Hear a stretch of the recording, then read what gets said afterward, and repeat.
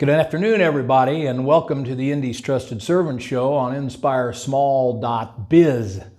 What is Indy's Trusted Servant? Well, that's me, Danny O'Malia. I'm Indy's Trusted Servant. I do customer service training and keynote speaking about customer service. It's all about the culture of the organization. What makes Chick-fil-A and Nordstrom's, and at least up until recently, maybe Southwest Airlines, better than everybody else in their industries? Well, they had great cultures and they kept them as they grew. What happened to certain companies? Oh, let's say like Steak and Shake or H.H. Gregg. They had great cultures to get where they were, but somehow or other, they lost it. Maybe they grew too fast. Maybe they lost track of what's going on. But it takes a lot of effort to keep a great culture when you're growing. I learned all of that from the hand of the master, my late father, Joe O'Malia, back in the O'Malia Food Market days. And even before that, when I was 9, 10 years old, and he had a little grocery store in Broad Ripple where the Vanguard Bar is now. Grocery store had one cash register, 5 or 6 employees. 9 or 10-year-old kid was one of them. My dad lost that store. It's a long story, but we don't have time for it. And 10 years later, after working for 3 other grocery companies in that time, he came back and successfully launched O'Malia Food Markets. And one of my lessons was never, ever, ever give up. So if you're interested in my customer service trainings or keynote speaking, give me a call at 317-413-9062. What's the Indy's Trusted Servant Show on INSPIREsmall.biz? I like to describe it as lively local small biz and community talk where you can feel the pulse of Indy. And today, well, I don't know if I can call him my guest. The guy that runs INSPIREsmall.biz, Ryan Henry, and I are kind of doing let's call it a March Madness midterm show, okay? Ryan wanted me to kind of talk about a couple of things that we don't have time to talk about on our regular show. So fire up. What do you want me to talk about, Ryan? Well, so Danny, this is, I think, episode number 62 of your show that'll be going live. So we switched your show over to video about a year ago. Yep. And viewers love it. You're not just confined to the area where the radio station is, and your episodes are permanent. And people are volunteering to watch. Yeah. So, Danny, I wanted to make sure to ask you for our viewers, what are some of the shows that you have coming up in the next couple of weeks? Give everyone an update on what's coming. All right. Next week, I got to check my notes here. Next week, my friend Larry Kalin, he's a friend from church, and he's one of my baseball buddies, for those of you who know me well enough, but he's with the Indiana Railroad Corp, a great locally owned company.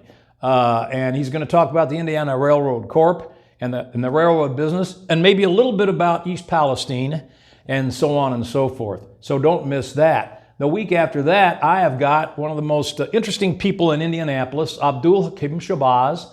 Abdul is running for the mayor of Indianapolis. I'm not sure if he's running as an independent or what, but he's running for mayor of Indianapolis. He's also the guy that runs IndyPolitics.org. He teaches at Ivy Tech and Indy, I believe. Yeah. Courses that have to do with governance and so on and so forth. Real interesting fella. He's been on my radio show in the deep past, and I think we had him on one of the early, did we have him on one of the early shows here? He was on last year. He was on probably a little more than a year ago, but now he's running for mayor, and he wants to tell you about it. And finally on April 3rd, Shane Ryder, it's time to play baseball. Yeah. Shane Ryder with the Indianapolis Indians will be on. Opening day happens to be March 31st. We couldn't get him on before that, but he's going to talk about what's new at the ballpark. We'll talk a little bit about the Indians keeping their nickname. Way to go, Indians. Yeah. And so that's what's coming up. Yeah. And so, Danny, you're always looking for new guests to interview for your show, right? Yep. So tell our viewers a little bit about what you're looking for in a great guest, and then how could they get a hold of you if they want to be a guest? Well, if you'd like to be a guest on the Indy's Trusted Servant Show, go to INSPIREsmall.biz/Indy's Trusted Servant. And that's how you're watching this video anyway. And then at the bottom, it's going to say, be a guest on the Indy's Trusted Servant Show, and there's a form there. Yes, there is. Fill out that form. Actually, then it's going to be up to Ryan whether you're going to be a guest on the show or not. Well, so it'll be a joint decision. A joint decision, okay. Yes. So we want to make sure that the people that are being interviewed on the show are contributing to the positive community that Central Indiana is. And it could be a business. Yeah. It could be a nonprofit. Yes, it can. It could be a single entrepreneur, possibly, Yeah. or it could be a larger company. We've had all sorts of Indiana Railroad Corp, for instance. I think Larry said they have 120 employees. Yeah, they're a sizable business. Yeah, and we've had single entrepreneurs. We've had Sullivan Hardware on. Yes, we have. To name a couple of other places. The new owners of O'Malley's Living, Scott Horvath, Oh, yeah. was a guest. Scott Horvath, O'Malley's Living up in Carmel. That was my uncle's company. I just interviewed him for a magazine article this morning. Very nice. About a magazine I write for, and you can't believe all the cool stuff they have in there. It's a really cool place. So small business like that. A lot of nonprofits come on the show too. I like especially to do nonprofits that maybe not many people know about, but they should, right? Yeah, absolutely. So it's now we might get so many requests that we can't get them all on. Maybe not. Well, the goal would be to have our production ahead of schedule so that every single week viewers know there's a new episode of the Indy's Trusted Servant Show. And we're gonna try to keep it that way. Yes, and viewers, if you are interested, Danny is going to be one of our newest contributors for written content on INSPIREsmall.biz as well. So the years of experience that you've gained working with your family at O'Malley's, and then even your own customer service training company, everyone watching, you'll be able to go and pick that experience that Danny has grown over the years. Yeah, you want me to share a story that I might write about, but I'll share it for our listeners since Yes, I'm doing the Indians. I'm doing 2 keynotes for the Indians this weekend. There's a company out in California called The Simple Truth. They produce videos, they produce little books with great customer service story. This was a story about a baseball team, the San Diego Padres, when they opened their new ballpark, which was called Petco Stadium. I don't think it's called that anymore. What is called what it was called 25 years ago.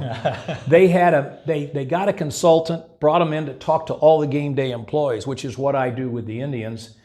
And they really gave them a pep talk about really taking care of customers, whatever they want. Well, the very first homestand, a young couple shows up with an infant, a baby that's under a year old, and they've forgotten the baby's bottle. Oh no. Now, they can't stay for the whole game. Right. So they mention this, they go to a concession stand and do you sell milk? Well, they don't sell milk at the ballpark, okay? Now they're in trouble, but the lady at the concession stand was all fired up from the training she'd gotten. She asked the lady at the next concession stand to watch her stand for 10 minutes. She ran out of the ballpark to a 7-Eleven or some such convenience store, got a pint of milk. Nice. She got the fan's seat location from them, took the pint of milk to the fan. Nice. And that is the kind of customer service training that brings people back to your business. Yeah. And watching games at Victory Field is a real experience on its own, but then you have every single member of the Indians is there to make sure that it's a great experience at the ballpark. Absolutely. They're my number one client. Nice. I've probably done 10 or 15 keynotes over the years. They do have a little turnover, so they bring me back every couple, 3 years and get those people fired up to give that kind of service. Oh, by the way, I also told the folks at the Indians, hey, by the way, if you've got, they were going to go ahead and get some milk and put it in a refrigerator somewhere, okay? I said, be sure to check that milk after every homestand. Well, they could go over to the racetrack because May is here in a couple of months and the milk will be there for the drivers. Well, not that much milk.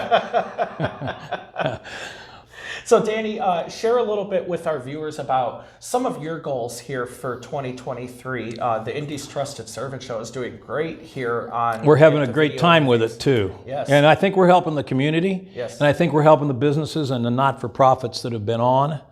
So we're going to continue to do that. Obviously, I'd like to do more keynoting and training. Again, my number is 317-413-9062. Get a hold of me if you're interested in that. And I've been doing a lot of writing for a Catholic magazine up in Carmel called Carmel Parish Neighbors. Kathleen was one of your guests. Well, Kathleen was the person that got me doing. Kathleen Ford, our friend, got me doing the articles. Originally, this publication, this is interesting, this publication came to Carmel in like September of 21. And my family was featured in November of 21, I believe it was. The person who wrote about my family left, and Kathleen said, why don't you do this? So I've been doing it since early 21. And again, the same kind of, I do a community feature. O'Malley's Living is my community feature this month. Nice. I also do a family feature about somebody that's in those parishes, in the 46032 and 46033 zip code. So I'm going to keep doing what I'm doing. I'm going to keep going to all my grandkids' ball games. And hopefully I'm going to go see Xavier play in the Final Four in Houston in about 2 weeks. So you heard it hopefully. Here first. Yes, hopefully. So make sure you comment your support for Xavier on this video. Go Muskies. So Danny, we've also been recording here at Refinery 46 for the past couple of months, and I know we've been trying to get Brian and Addison as guests on your show, but you know the history of the building before it became Refinery. So tell our viewers a little bit about that. Well, this I don't know how deep in the woods you want me to get with this, but back in the early 50s, my dad was a general manager for a local chain of groceries called Stop and Shop. It was owned by two fellows from Hungary, two Jewish gentlemen from Hungary who were bringing their families over lest they be murdered over in Hungary. Okay, this is post-World War II or during World War II and into the 50s. And as the general manager of the organization, one of my dad's jobs was to teach all these people to speak English. And several of them became store managers. And one of them was a guy named Zoltan Weiss. And Zoltan Weiss came to my dad in the mid-50s. Stop and Shop sold out to a chain out of Atlanta that ultimately ruined Stop and Shop. And my dad and Zoltan Weiss recognized right away that it wasn't going well with his new chain. Zoltan came to my dad and asked him, this is my dad imitating Zoltan. I don't do it very well. Joseph, my boy, do you think I'm ready to hang up my own shingle? And my dad said, you absolutely are, Zoli. And so he started 7-Eleven, better known recently as Double 8 Foods. He passed it on to his nephew. Later, the name got changed to Double 8 Foods. There's a whole big long story to that, but this was their grocery warehouse, this building we are in. Nice. And so until Double 8 Foods folded their tent, probably 7 or 8 years ago, this was a grocery warehouse. But of course now it's a networking spot. Yeah. There's a brewery here, there's a restaurant, there's a music venue here, right? Black Circle Music. There's Refinery 46 brewing the beer, and then there's all this networking stuff that goes on here, including some of the stuff you do. Yes, so there are 90 tenants in this building between co-working members, office suites, Black Circle Brewing, and I'm sure there's a lot of good energy from small business owners here in the space. So it is still living on as a valuable venue for our community. Well, you wouldn't want to tear it down. It's too much history. No, and they have a heck of a time. This is a brick and concrete structure, so it would take them It's a fortress. Yes. So Danny, one more time, you're available for keynote speaking for organizations who are ready, correct? Absolutely, and training. I've got an hour keynote speech. I've got 4 hours of training I can do for a company, depending on what they want. You know, if you've got an event and you're looking for a speaker, doesn't matter if it's morning, lunch, evening, you know, and I can travel the whole state of Indiana at least, okay? Nice. I've actually been to Florida, been to Wisconsin a few times, but naturally most of it's right here because people still, you were saying off the air, people still talk about O'Malley food markets. Yeah, I was telling Danny before we started recording today, I moved to Indianapolis in 2010, which was several years after O'Malley's was sold to Marsh.